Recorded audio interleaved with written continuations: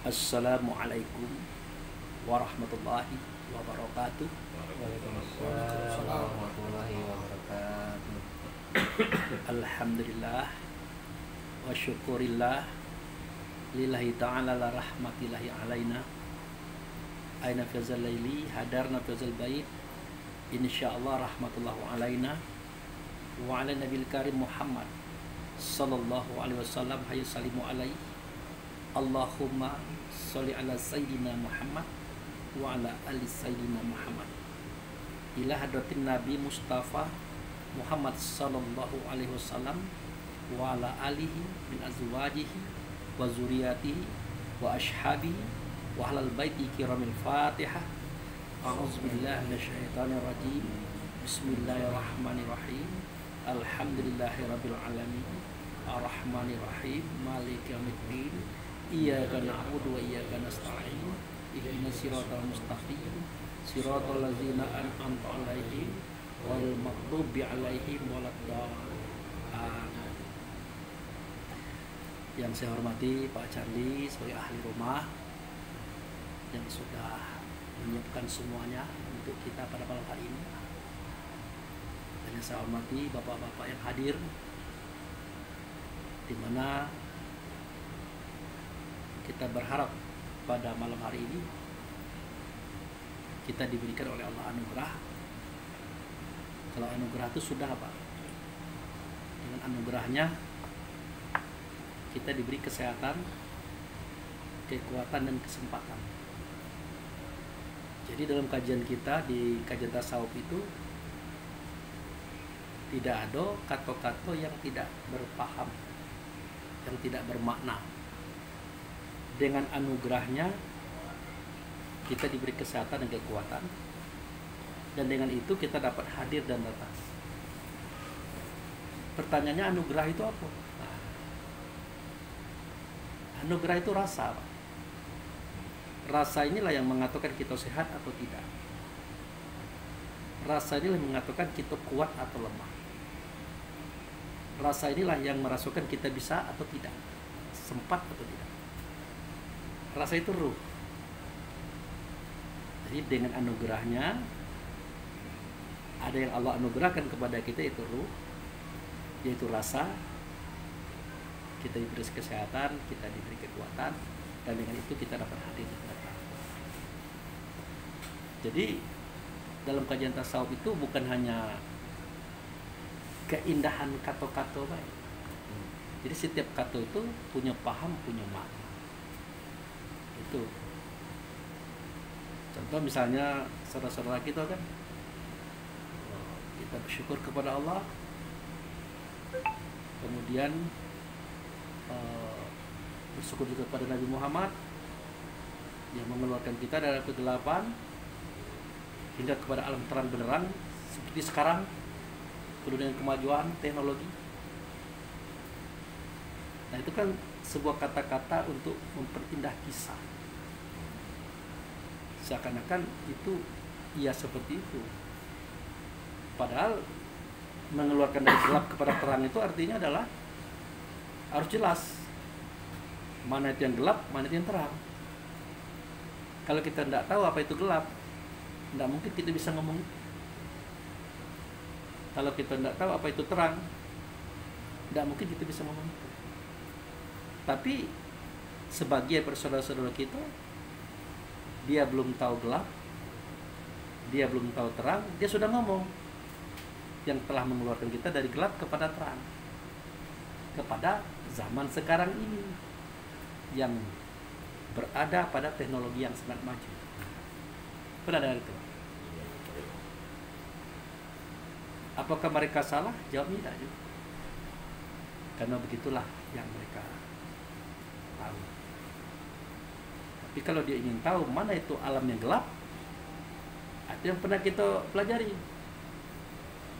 Seperti pada surat apa, Pak?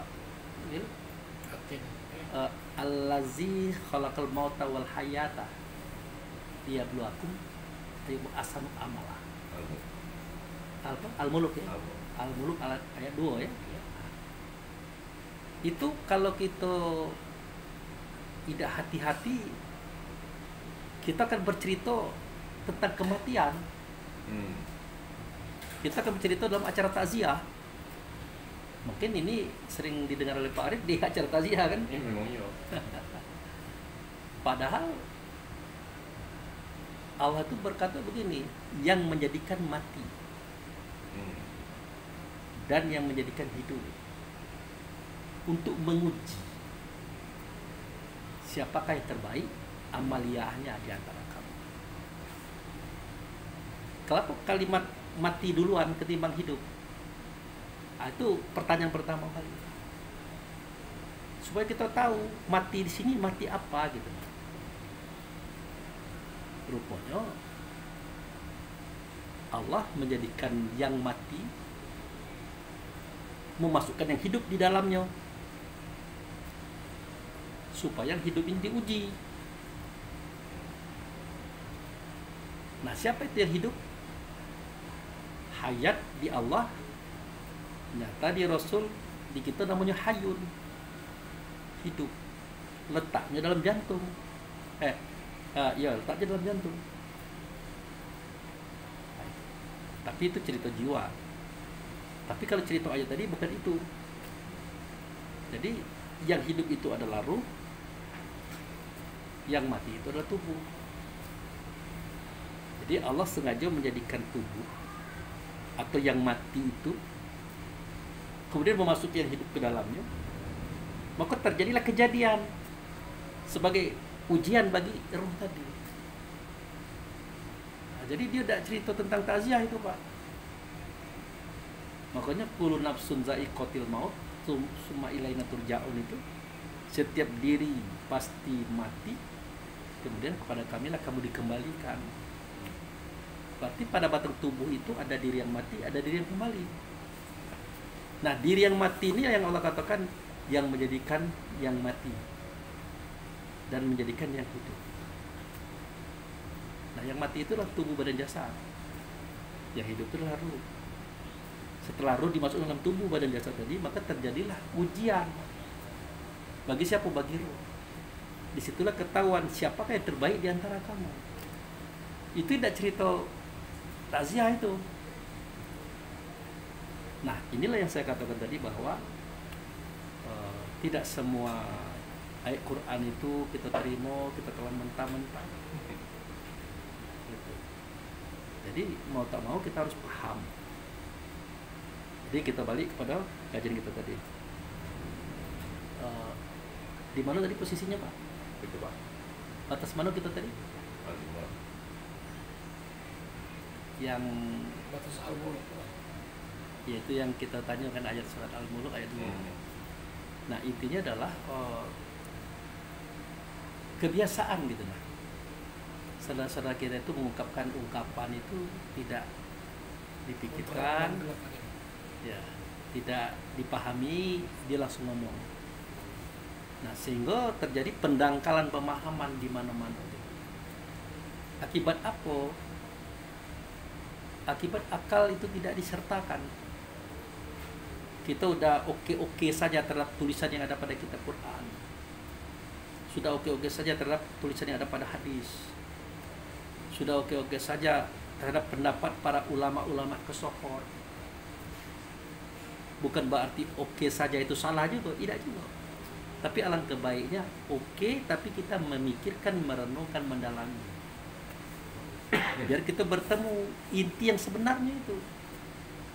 Nah, itu kita katakan yang telah mengeluarkan kita dari gelap kepada terang, yaitu kemajuan zaman sekarang dan seterusnya. Nah, itu tidak salah juga, tapi bukan begitu maksudnya. Termasuklah sesungguhnya Allah tidak merubah keadaan sekelompok orang itu, mereka sendiri yang merubahnya. Dilarikanlah kepada cerita tentang sukses dan tidak sukses tadi. Jadi kalau Pak Arif itu orangnya hidupnya susah, miskin, akan begitu kalau Pak Arif tidak berusaha untuk merubahnya. Kata siapa? Kata Quran. Quran itu tulis siapa? Tulisan sahabat Nabi. Nabi dapat dari mana? Dari Rasul-Rasul, dari Allah.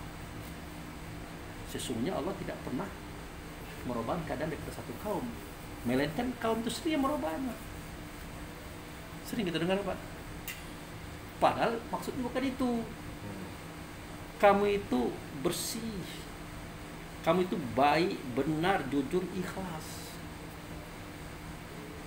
Nah, pas kamu masuk dalam tubuh badan jasad, aku tidak merubah itu menjadi yang lain.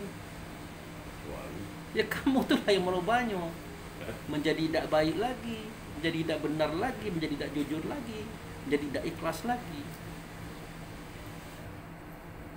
Oleh karena itu, barang yang baik itu datang daripada aku. Mana itu barang yang baik, barang yang benar? Ya itu roh tadi. Barang yang buruk itu datang daripada kamu. Kenapa? Seketika kamu tidak memahami diri kamu itu siapa, fungsi kamu apa, sehingga kamu dijajah oleh yang lain. Karena kamu tidak tahu siapa diri kamu, siapa penjajah diri kamu. Gitu. Nah, itulah ceritanya kajian tasawuf itu. Nah, sekarang kita bukan cerita itu. Cerita tentang Ali Imran ayat 81 tadi, Pak Wel. Coba Pak Wel.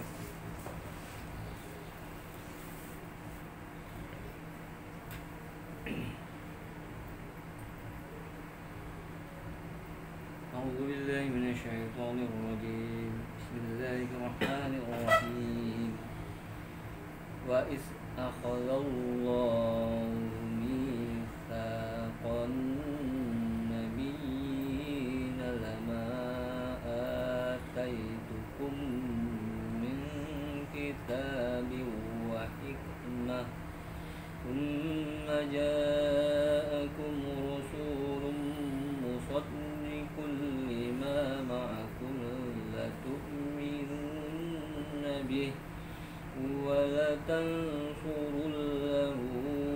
قال أأقررتم وأخذتم على ذلكم إصري قالوا أقررنا قال فاشهدوا وأنا معكم من الشاهدين.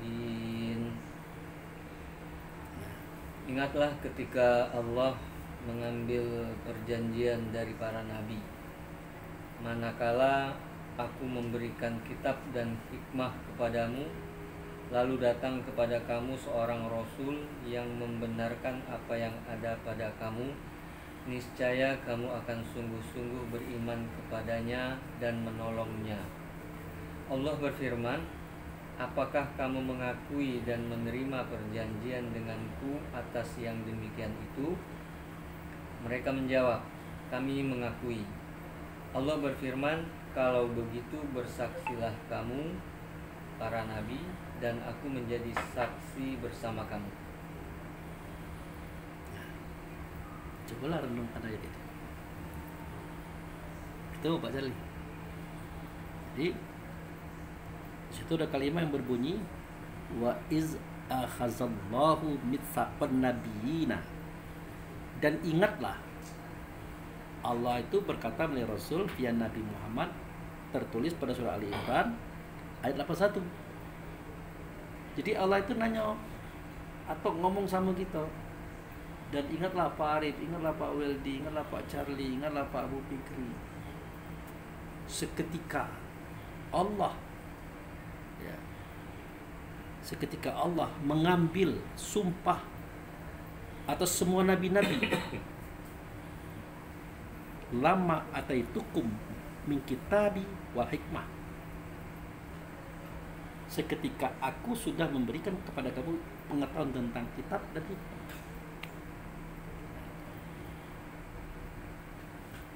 Summa ja'akum rasuluh. Nah, jadi sesudah kamu mendapatkan pelajaran daripada aku, apa itu kitab, apa itu hikmah, datang rasul kepada kamu. Datang seorang rasul kepada kamu. Nah, musaddiqul lima ma'akum, kerja rasul itu memperbaiki apa yang kurang pada kamu. 5. ma'akum, ya, la tu'minuna bihi, adakah kamu akan beriman kepadanya? Sudah itu, wala tansurunahu, adakah kamu akan menolong dia? Qala aqartum wa akhazatum ala zalikum isri. Aku minta pernyataan kamu, ikrar kamu. Maka berkata para nabi tadi, qalu aqarna. Berkata para nabi tadi, kami bersaksi, kami berikrar, kami akan beriman kepada dia, kami akan menolong dia. Nah, itu. Qala, berkata Allah, fashhadu, saksikan oleh kalian semua, wa ana ma'akum, aku dan kamu minasyahidin, dari kelompok yang menyaksikan pernyataan ini. Nah, inilah ayat Quran, Pak Jarli, yang menceritakan kepada kita bahwa Allah dahulu pernah mengangkat sumpah pada semua nabi-nabi. Ya, tentu dinamakan Rasul, Pak,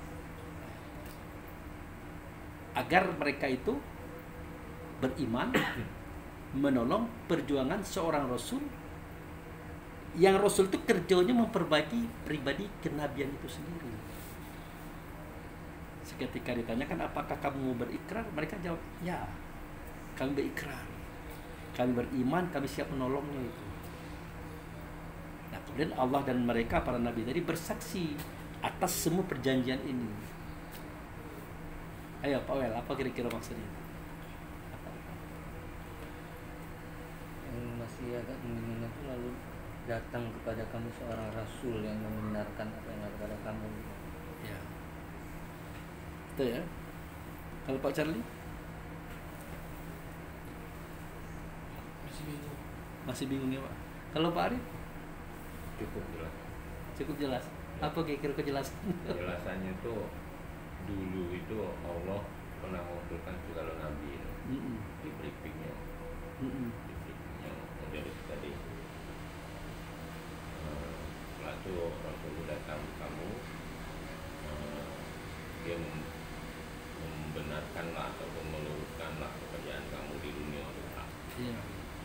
Kira-kira tak mana kamu? Tidak, setuju atau tidak? Nabi-nabi itu menjawab, jadi saksilah, itu tangkapan aku. Iya. Ya begitu. Jadi Allah itu pernah mengumpulkan 124.313 para aulia anbiya, bertanya kepada mereka itu, kenapa aulia anbiya? Karena mereka sudah diberikan ilmu tentang kitab dan hikmah. Bertanya kepada mereka itu, nanti akan datang seorang rasul, kerja dia itu memperbaiki perangai kamu, tapi dia punya misi. Misinya itu membawa petunjuk, membawa agama, mengajar. Tidak kamu nolong dia. Akhirnya mereka jawab, ya.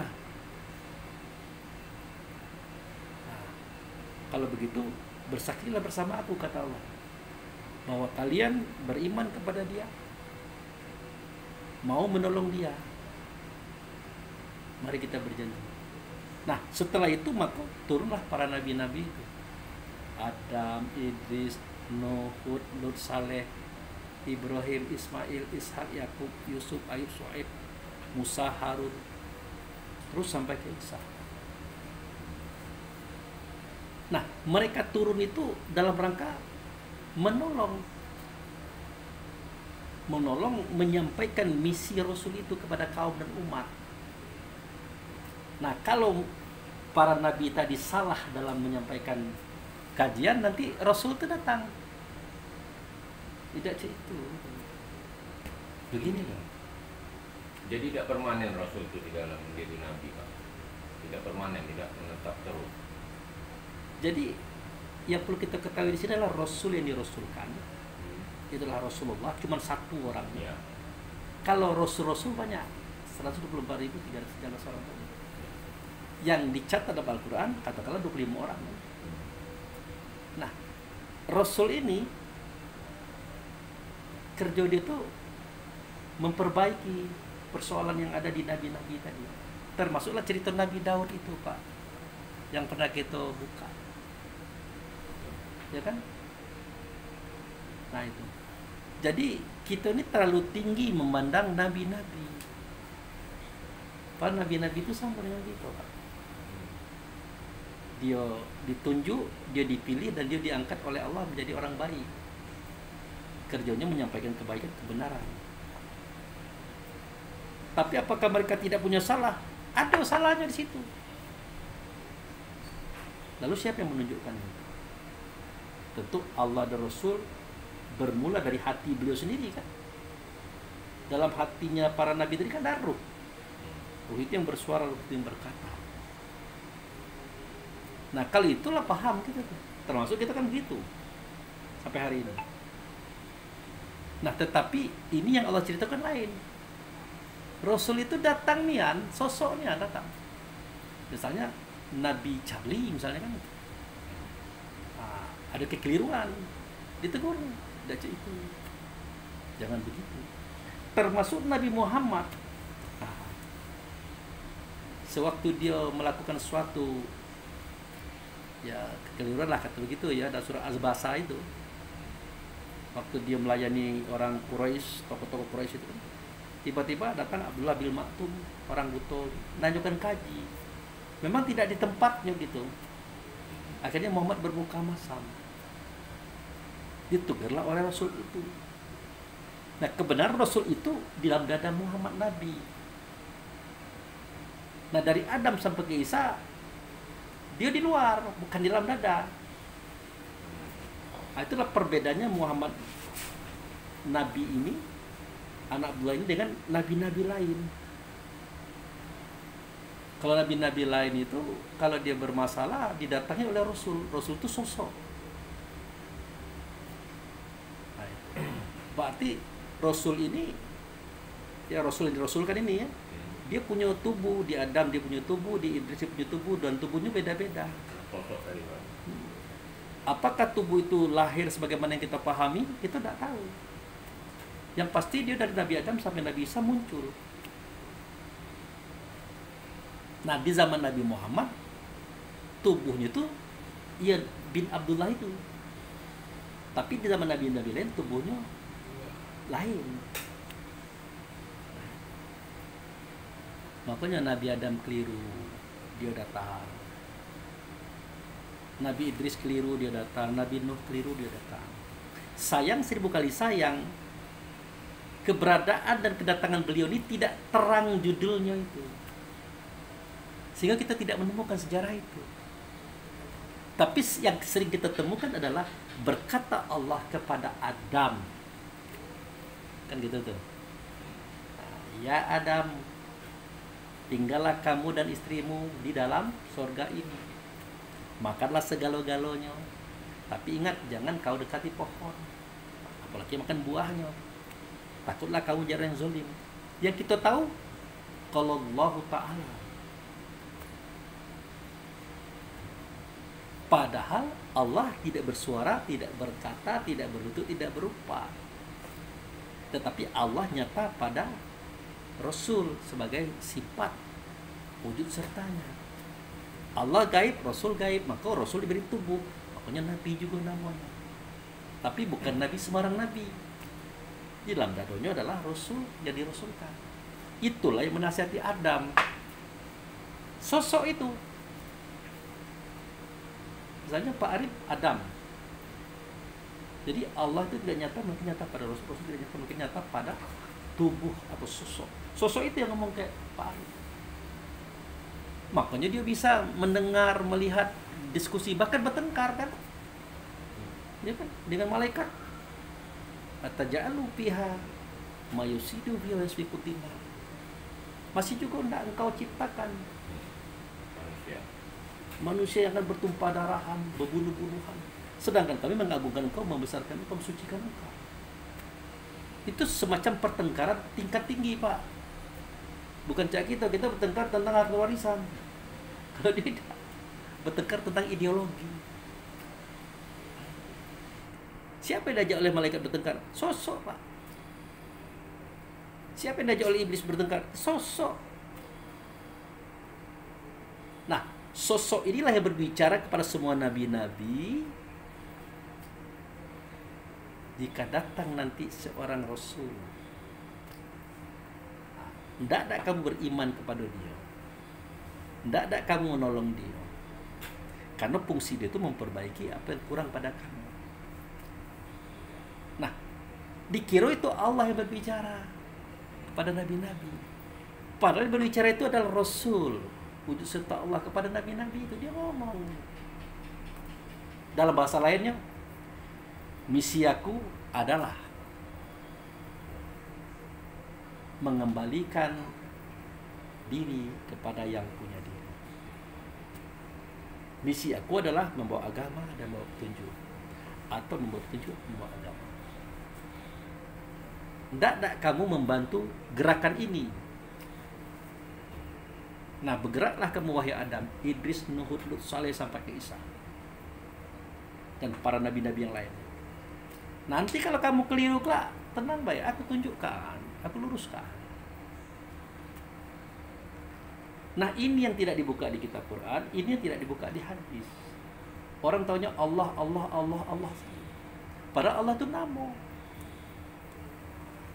Allah itu nama, Pak. Makanya barang siapa yang menyembah Allah, nah, tapi tidak tahu dia siapa yang bernama dengan nama Allah tadi, kafir dia, Pak. Atau dalam bahasa lain, barang siapa yang menyembah nama, tapi dia tidak tahu siapa yang punya nama, kafir dia. Nah, itu bisa kita tengok di surat Al-Ghafir atau Al-Mu'minun, surat nomor 40, Pak, ayat 12. Coba buka. Karena kita ini banyak tahu nama, kenal nama, tapi tidak tahu siapa yang punya nama.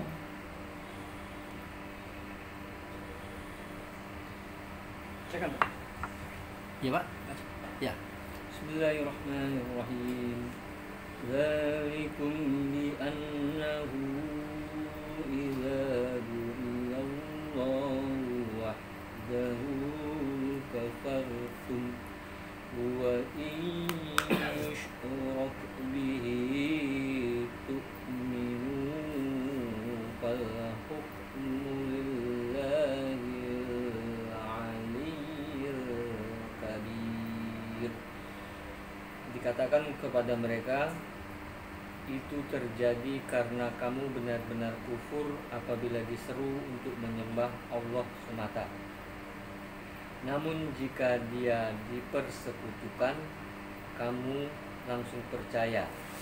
Maka keputusan saat ini ada pada Allah yang maha tinggi lagi maha besar. Nah, jadi yang kita tahu, Allah yang berkata kepada Adam, Allah kepada Nuh, Idris, terus sampai ke Isa. Yang kita tahu itu. Padahal Allah tidak bersuara, tidak berkata, tidak sama dengan segala sesuatu. Karena Allah itu nama. Barang siapa yang menyembah nama, tidak tahu siapa yang dengan nama, kafir. Dalam bahasa yang paling terang, barang siapa menyembah Allah, tidak tahu ia siapa yang dengan nama Allah, kafir. Makanya zalikum, sedemikian itu, jika Allah saja yang kamu sembah, kafartum, kan, Pak? Wa yusrik bihi tu'minun. Dan jika disyarikatkan Allah tadi dengan dia, pasti kamu percaya. Kan begitu. Nah, cak mana kita mau mentaati semua perintah Allah? Suaranya tidak ada, katanya tidak ada, perintahnya tidak ada. Maka bagaimana bisa percaya? Pasti kita kafir itulah, mengingkari itulah. Dan kita akan percaya kepada Allah jika Allah ini diduakan, disyirikkan, atau disyarikatkan dengan siapa? Dengan Rasul tadi. Nah, itu. Pasti kita beriman. Karena suara Allah tidak nyata-nyata pada Rasul.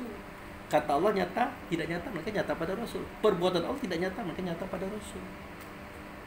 Makanya Rasul itu diikuti, Rasul itu dicontoh. Bukan Allah yang diikuti, bukan Allah yang dicontoh. Ternyata Allah gaib, Rasul gaib juga. Makanya Rasul dikasih badan, namanya Nabi. Nah, jadi bukan hanya kita baik berguru kepada Rasul, para Nabi juga berguru kepada Rasul.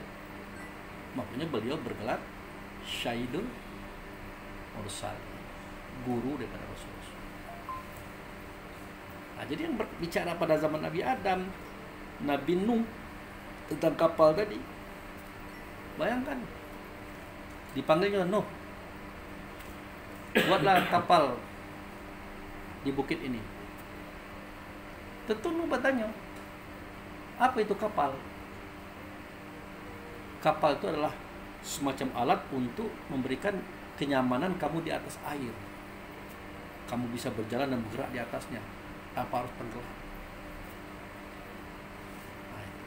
Bagaimana cara membuatnya? Nanti aku ajarkan.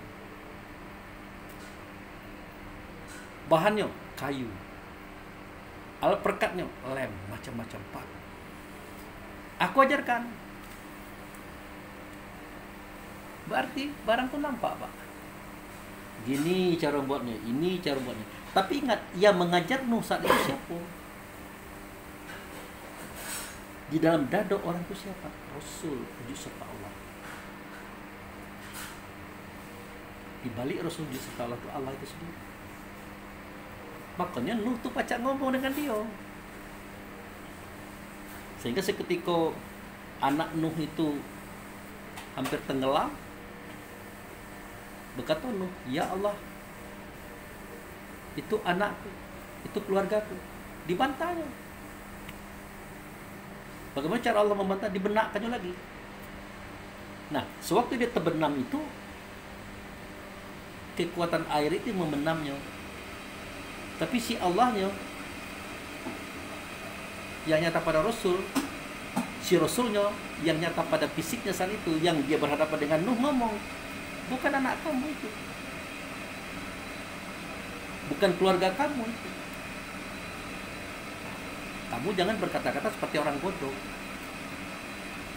Bantah Nuh tadi, kenapa seperti orang bodoh? Lah, kamu sendiri tempo hari ngomong, jangan disisakan satu pun di antara mereka, binasa. Nah, sekarang doa itu terkabul. Kok kamu ngomong seperti itu? Nah, yang diajak ngomong oleh Nuh ini dalam catatan kitab Quran, Allah. Tidak ada sosok di situ. Tidak ada Rasul, tidak ada sosok. Allah. Disinilah kita diajak oleh Allah, diajak oleh Rasul berpikir jernih dan cerdas.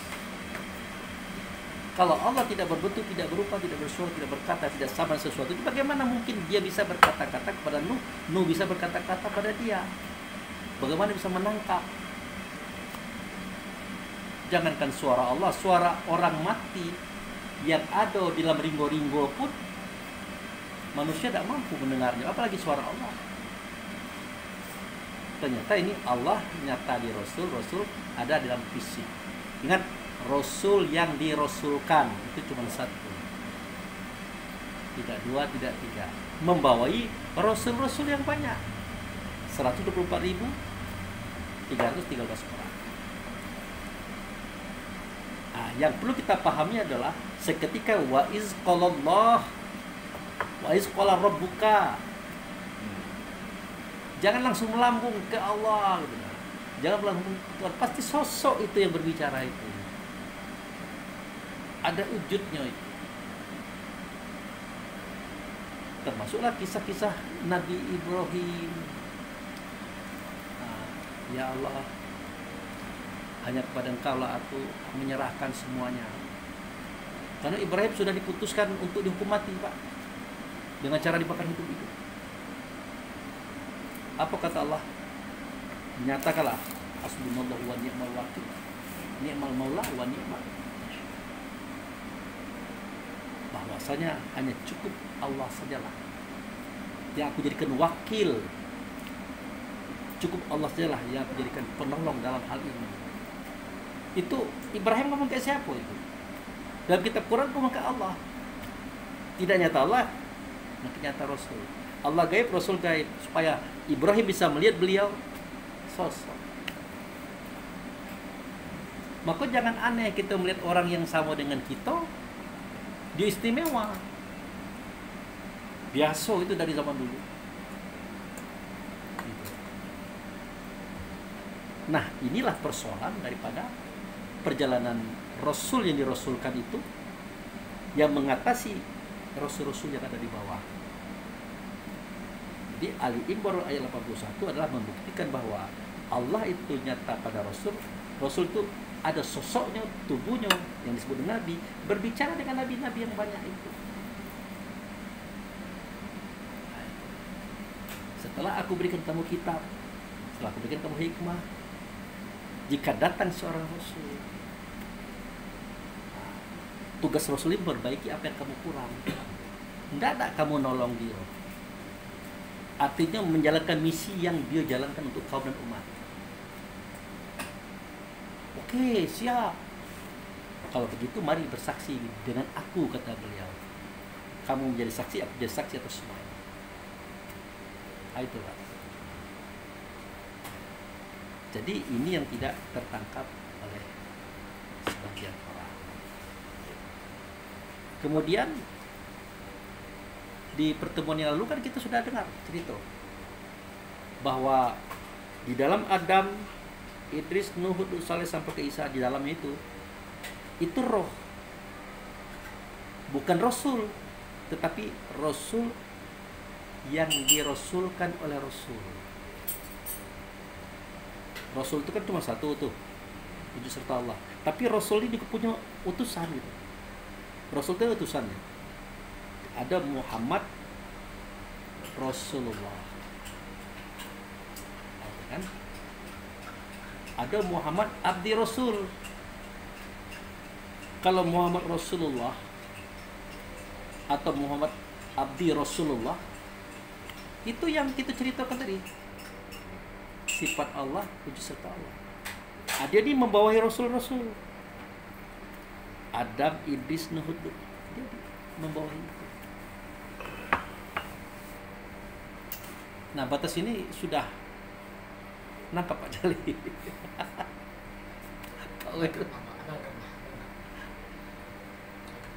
Nangkap. Jadi kalau kita misalkan begini, Pak Arif ini kan sama tubuhnya dengan Pak Wel, dengan Pak Jali, dengan saya. Tapi hati-hati, di dalam dado beliau itu Rasul yang dirasulkan oleh Allah. Sedangkan dado kita itu adalah Rasul juga, tapi Rasulnya dia gitu kan. Untuk menangani kaum. Anggaplah kita ini Nabi dan Rasul Aulia Anbiya kan. Jadi Pak Wel ya di kampungnya menangani kaum. Kalau dia keliru dinasihati oleh Pak Arif, Pak Jali juga begitu. Padahal fisik itu sama. Makanya jangankan orang biasa, para nabi pun juga kadang-kadang blank. Belum. Tidak usah jauh-jauh. Mungkin Bapak pernah dengar waktu Maryam itu kalau laki-laki nabi dia tuh. Tapi karena dia tino. Dia dikurung, Pak. Dikunci. Tidak boleh keluar dan tidak boleh orang lain masuk kecuali Zakaria, pamannya. Seketika makan diantarkan oleh Zakaria ke dalam kamarnya. Dalam itu habis, dibuat lagi piringnya. Ganti lagi dengan makanan yang baru. Di kamar itu ada kamar mandi, ada WC, macam-macam itu, Pak. Disitulah Maryam belajar tentang pelajaran Allah dan Rasul dari Zakaria. Nah, suatu ketika apa yang terjadi? Dalam kamar Maryam itu ada makanan. Otomatis dia bertanya, Zakaria tadi, ini siapa yang hantarkan makanan? Kan tidak ada orang yang masuk. Pintu kan dikunci. Apa kata Maryam? Itu adalah makanan yang datang dari Allah, yang datang dari sisi Allah. Orang mengartikan tuh bim salah bim, Pak. Memang ada yang mengantarkan itu. Siapa orang itu? Nanti orang ini pula akan berkata, Maryam, nanti kamu akan melahirkan seorang anak laki-laki namanya Mesias, Isa ibnu Maryam. Orang itu ngomong ke Maryam seperti itu. Lalu bagaimana aku bisa melahirkan anak sedangkan aku tidak pernah disentuh laki-laki? Bagi Allah itu gampang, kata orang itu. Padahal dialah yang berperan sebagai Allah saat itu. Caranya bagaimana? Maka ditiupkanlah ke dalam faraj Maryam itu ruh. Disitulah kita tahu ternyata ruh itu tempat masuknya dalam tubuh. Pernah dengar itu Pak? Kisah Maryam itu? Ada di Quran. Aduh, boleh dicek itu. Maka ditiupkanlah ruh itu ke dalam faradnya Maryam. Oleh siapa? Oleh Allah. Oleh Allah. Tapi Maryam nengok orang itu, diembuskan. Jadi Allah tidak nyata pada Rasul. Rasul tidak nyata fisiknya. Sering diartikan oleh orang itu Jibril. Pernah dengar? Sering diartikan itu Jibril. Jibril memang ada, tapi kadang-kadang bukan Jibril itu. Kalau meniupkan roh ke dalam tubuh itu, Jibril tidak bisa. Pasti Allah. Itulah sebabnya kenapa kita katakan yang masuk dalam kamar Siti Maryam itu adalah Roh Kudus. Yang lebih unik lagi, bagaimana mungkin Allah itu, nah ini kan aneh pertanyaannya, bagaimana mungkin Allah itu tahu lanang itu vitalnya begini, perempuan itu vitalnya begitu, seketika yang ini dan yang itu disatukan terasa nikmat, padahal Allah belum pernah melakukan itu, tapi dia tahu. Coba tuh. Berapa Arif bayangkan, bagaimana mungkin Allah itu tahu vital laki-laki itu panjang, vital perempuan itu bundar, lempuk, legit. Seketika disatukan kedua vital itu maka terasa nikmat yang luar biasa. Ternyata 75% pada fisik manusia itu energi seks itu yang ada. Kenapa Allah tahu? Kenapa Rasul tahu? Apakah Allah dan Rasul pernah mengalami itu? Nah. Jadi Allah itu tahu, tidak mesti dia belajar, tapi dia tahu. Makanya dia dikatakan Maha Tahu.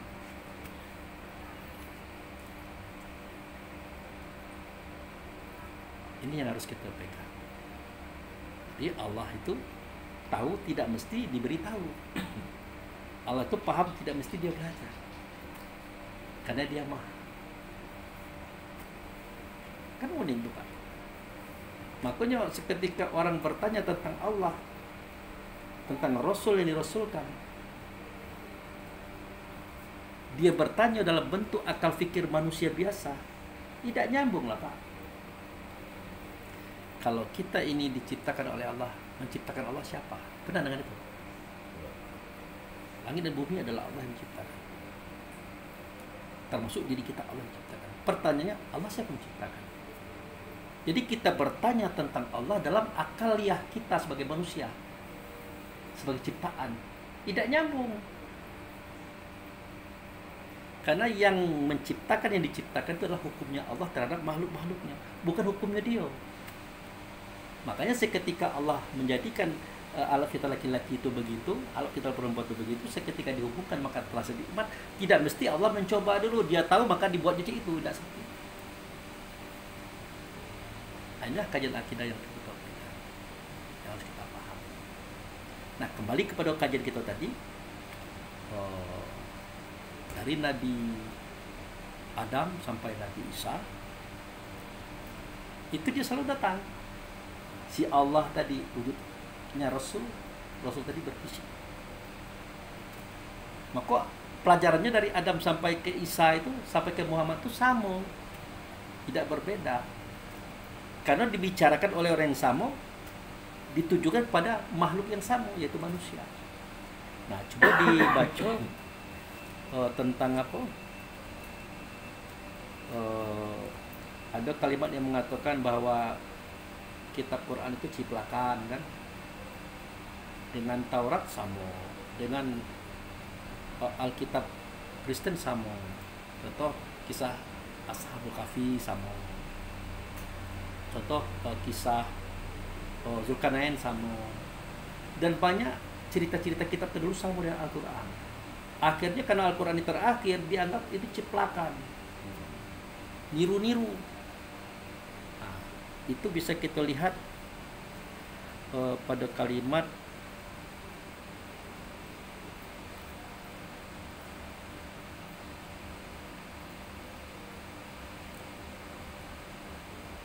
Nah, kita masukkan dulu kepada ini surat Toha dulu, surat Al-Kahfi dulu.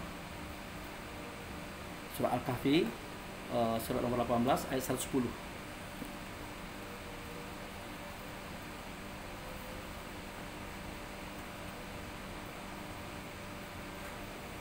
Bismillahirrahmanirrahim.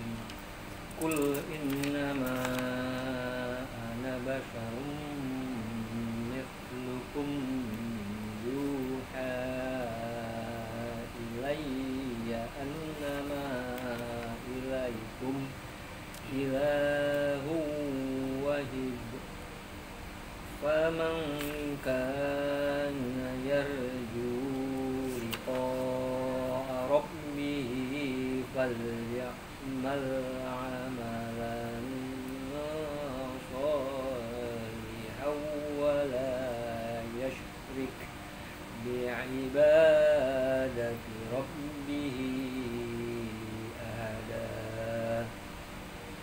Katakanlah Muhammad, sesungguhnya aku ini hanya seorang manusia seperti kamu yang diwahyukan kepadaku bahwa Tuhan kamu adalah Tuhan yang Maha Esa. Siapa yang mengharapkan pertemuan dengan Tuhannya, hendaklah melakukan amal soleh dan tidak menjadikan apa dan siapapun sebagai sekutu dalam beribadah kepada Tuhannya. Nah, jadi karena Muhammad ini adalah manusia seperti kita juga, tapi mereka tidak paham dengan kalimatnya padaku ada wahyu. Wahyu itu nama lain daripada Rasul. Maka tidak menutup kemungkinan aku bisa menceritakan kejadian Adam, Idris, Nuh sampai Isa. Karena padaku adalah wahyu, itulah Rasul yang Rasulkan gitu. Nah, karena cerita itu sama, seakan-akan itu tidak berbeda, bahkan seakan-akan itu si Muhammad Nabi ini mengada-ada. Itu coba dibuka di surat Yasin ya, surat nomor 36 ayat 15. Di sini dipertegarkan orang beliau.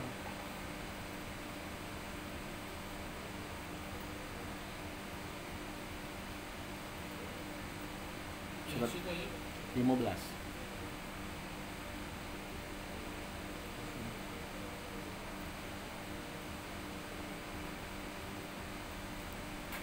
Bismillahirrahmanirrahim. Qalu ma antum illa basyarum mithluna wa ma anzalar rahmanu min syai' in antum illa takdzibun. Mereka penduduk negeri menjawab, kamu tidak lain hanyalah manusia seperti kami. Allah yang Maha Pengasih tidak pernah menurunkan sesuatu apapun. Kamu hanyalah berdusta. Nah itulah efek daripada orang-orang yang hanya tahu Muhammad itu ya manusia seperti kita. Padahal di dada Muhammad itu ada roh, dalam dada kita ada roh juga. Tapi ingat, roh Muhammad itu adalah Rasul. Dalam dada kita, dalam dada Adam sampai ke Isa, itu adalah turunan Rasul. Itu yang tidak dipahami oleh orang banyak. Sehingga terjadi apa? Di surat Al-Mutaffifin, surat 83 ayat 13.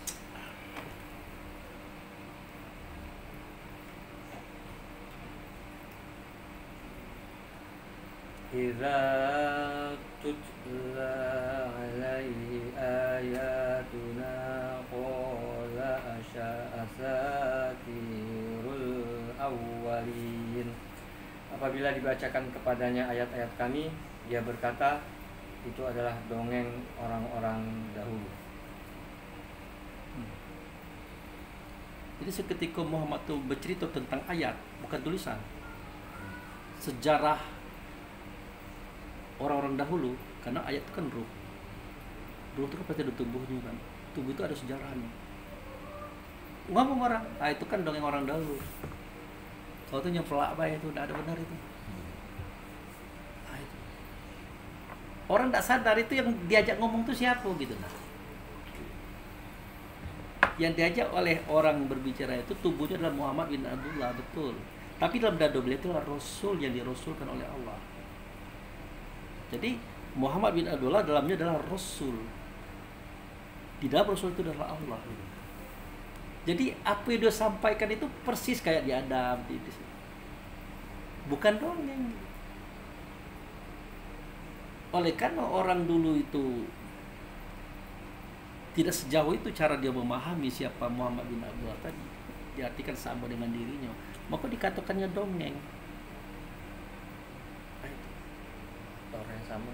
Ya. Makanya kita orang Indonesia khususnya Pak Charlie sering yasinan kan Pak. Yasinan kan artinya membaca surat Yasin bersama-sama. Tapi itu jarang dibedah Pak. Kalau dibedah Yasin. Ya itu huruf nida, huruf manggil Pak. Wahai artinya. Wahai sin. Wal Qur'anil Hakim, demi Quran yang manu hikmah. Siapa sin? Quran. Siapa Quran? Hikmah. Apa sebenarnya? Innaka la minal mursalin. Sesungguhnya engkau wahai sin benar adalah Rasul yang dirasulkan. Ala siratal mustaqim, di atas jalan yang lurus. Orang tidak tahu jalan yang lurus itu apa. Jalan yang lurus itu adalah Allah dan Rasul itu sendiri. Dialah yang bersuara, dialah yang berkata, dialah yang bercerita tentang kisah-kisah hidup ini. Kisah dulu, kisah hari ini, kisah yang akan datang. Itulah jalan yang lurus. Yasin itu jalan yang lurus. Nah, Yasin inilah yang ngomong kepada kaum. Yasin ayat 20 Pak.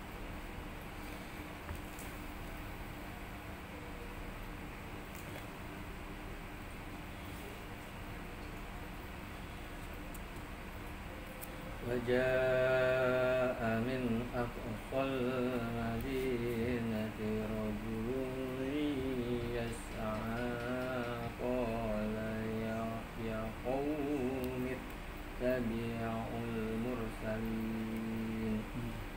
Datanglah dengan bergegas dari ujung kota seorang laki-laki. Dia berkata, wahai kaumku, ikutilah para rasul itu. Terus sebenarnya Rasul itu dapat tunjuk 21 terus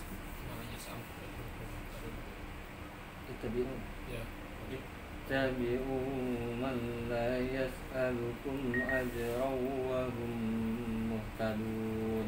Ikutilah orang yang tidak meminta imbalan dalam berdakwah kepadamu. Mereka adalah orang-orang yang mendapat petunjuk. Nah, itulah misinya Muhammad itu. Datanglah seorang laki-laki dari ujung kota. Dia menunjukkan pada kenabian Pak. Lanang, nabi itu lanang, tidak pernah tino Pak. Dari ujung kota. Ujung kota itu artinya ibu negeri Pak. Ibu negeri itu cuma satu, namanya Baka. Di negeri itu ada Baitullah. Dalam Baitullah itu ada kursi. Di atas kursi itu bertata seorang raja di raja yang dirajakan oleh Allah. Dia membawa petunjuk, dia membawa agama. Itulah Rasul tadi, Muhammad.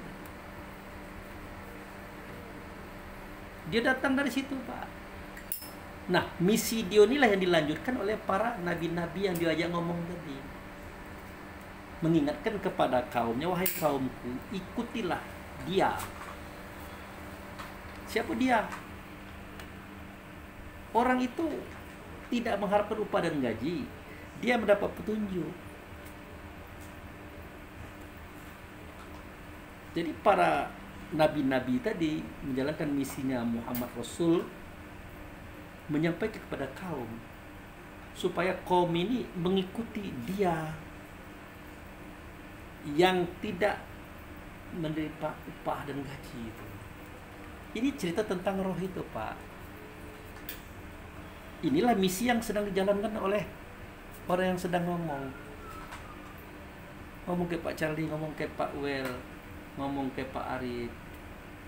Wahai orang yang 4 dalam Pak Charlie, orang yang 4 dalam Pak Wel, orang yang 4 dalam Pak Arif, ikutilah dia yang dalam dada itu.